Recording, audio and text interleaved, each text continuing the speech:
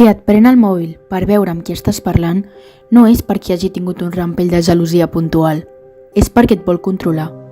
Si t'obliga a canviar-te de roba, no és perquè vulgui cuidar-te, és perquè no és capaç d'acceptar que ets lliure i que pots portar la roba que vulguis i estimar el teu cos, i que no és culpa teva que altres et mirin.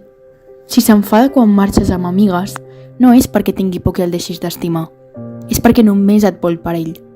Si sempre vol saber on estàs, no és perquè estigui preocupat per tu, és perquè no és capaç d'acceptar que tens una vida més enllà d'ell. Si et truca cada 5 minuts, no és perquè et trobi a faltar, és perquè vol tenir-te controlada. Si discutiu i es torna agressiu o t'agredeix, no pensis que ha estat un sol cop i que no es repetirà. Ell és així i sempre ho serà.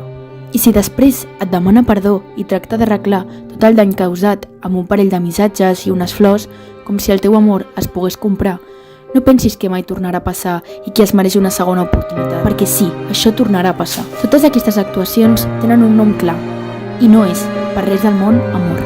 És violència de gènere. Les dones no són possessió de ningú. Quan diem que no, és no.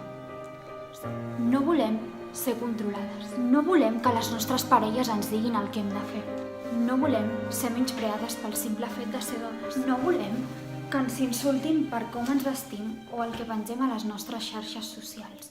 Tampoc volem que ens matin o ens violin pel carrer. No volem tenir por.